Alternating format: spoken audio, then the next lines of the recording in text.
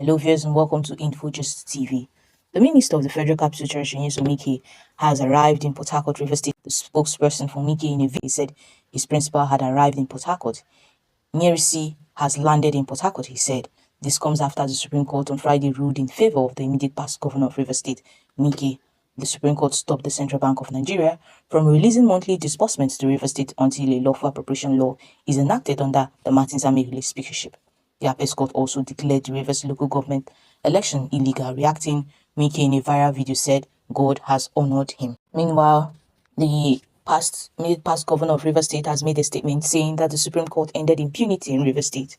The minister says the Supreme Court had ended impunity while stating this to the Apex Court ruling on Friday, which nullified the Rivers recent local government elections and upheld the legitimacy of the 27 members Martins Amehule-led State House Assembly.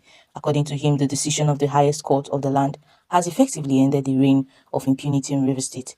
The Federal Capital Territory Minister also blasted former Vice President Atiku Abubakar and the chairman of the People's Democratic Party (PDP) Governors Forum, Bauchi State Governor Bala Muhammadu, accusing them of supporting lawlessness in the state.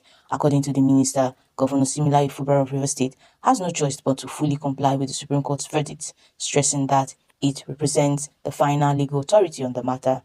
It was also reported that the ruling marks a major development in the ongoing political crisis in Rivers State, reinforcing the authority of the Amehule-led assembly while nullifying the controversial local government elections. Meanwhile, Pro-Wike lawmakers celebrate Supreme Court judgment. The 27 lawmakers from the Rivers State reinstated by the Supreme Court on Friday erupted into celebrations. The Martins Amehule and the Minister of the Federal Capital Territory, Wike's lawmakers, were seen dancing and singing native songs at the Supreme Court in Abuja. On Friday, the Supreme Court ordered the Central Bank of Nigeria, CBN, and the Accountant General of the Federation to stop releasing financial allocations to Rivers State government. The Supreme Court ordered that the ruling would be in force until Governor Fubara of Rivers State stops all his illegal, unlawful, and unconstitutional activities. He directed that funds would be released to Fubara's government until a lawful appropriation law is enacted under the Martins Amehule speakership. The crisis between Wike and Governor Fubara led to the defection from 27 lawmakers from the People's Democratic Party (PDP) to the All Progressive Congress (APC). Now, following their defection, their seats were declared vacant while Amehule was removed and Okojumbo emerged as speaker. But this was contested in court, however, in its judgment on Friday delivered by Justice Emmanuel Akumaye Agim. The Supreme Court ordered the 27 members of Rivers State House of Assembly to resume functions immediately. In a unanimous judgment of the 5-man panel of justices led by Justice Musa Owani Abaji, the Apex Court held that it was an aberration for Fubara to operate with only 4 out of 32 House of Assembly members. Meanwhile, the coalition of opposition lawmakers have said that despite the Supreme Court judgment on Friday, Governor Similayo Fubara will continue to drive the wheel of governance in Rivers State. The opposition lawmakers went further to say that the voiding of the local government election will not affect governance at the grassroots, as the welfare of the people is the primary responsibility of government. Spokesperson of the coalition, Honorable Ikenga Imo Gochinyere, spoke in reaction to the Supreme Court ruling, which amongst others ordered the Martins Amehule-led faction of the Rivers State House of Assembly and other elected members of the House to forthwith resume sitting. The Supreme Court on Friday also reinstated the judgment which earlier barred the Central Bank of Nigeria (CBN) and the Accountant General of the Federation from releasing statutory monthly allocations to Rivers State. The opposition lawmakers disagreed with the Supreme Court's judgment, saying the ruling is capable of inflicting injury on the people of Rivers State.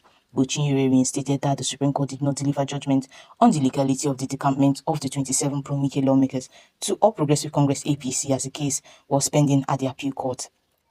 It is indeed surprising that the Supreme Court faulted the Abuja Division of the Court of Appeal for vacating the initial order that stopped the release of funds to Rivers State from the consolidated revenue on the pretext that Governor Fubara did not represent the 2024 appropriation bill of the state before Honorable Martins Amehule-led sacked factions of the Rivers State House of Assembly. Notwithstanding, Governor Fubara will continue to drive the wheel of governance in Rivers until the case on legality of decampment is decided and the Supreme Court. For emphasis, the case challenging the illegality of the Pro-Wike decampment is being heard at appeal court, and we are surprised Supreme Court would confer legitimacy on lawmakers whose decampment is still a subject of litigation. To power drunk Pro-Wike group, the sacked 27 lawmakers stand removed, having desecrated the constitution and decamped from peaceful PDP to rancorous APC. They should not celebrate. It's not yet over. Also, a chieftain of the All Progressive Congress APC in Rivers State, Eze Chukwuemeka Eze, has described the Supreme Court ruling on the State Assembly crisis as not only a Black Friday in Nigeria's nascent democracy, but a declaration of war against Rivers State and death of the judiciary in the country. Eze further commented and congratulated Fubara for being a man by surviving the onslaught by anti-democratic forces in Nigeria all this while.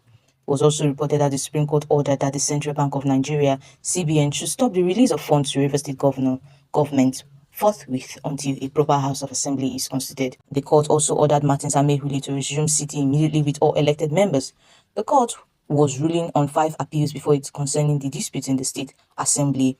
Eze, in his reaction, said the Supreme Court ruling, which happened despite, according to him, all the facts of Amehule-led lawmakers decamping to APC, with the dire consequences of taking such a step, is a big blow to democracy. In a chat with our reporters, Eze said, for the Supreme Court to ignore these facts and support the illegality of asking Amehule to continue sitting is not only unfortunate, wicked, evil, sad, undemocratic, and a declaration of war against the people of Rivers State and democracy in Nigeria. Nigerians should not think that this sad stand against Rivers State is against Governor Similayo Fubara, but against our democracy. So Nigerians should arise and defend our democracy. For the Supreme Court to order the CBN to stop forthwith the release of funds due to the state by the federal government simply exposed that these are all plots, not only to serve the thinking of Nyesom Wike, but ensure that the state that lays the golden egg for the development and emancipation of Nigerian out of existence. The next few days will be very interesting to see how this plot aimed at removing the governor will play out.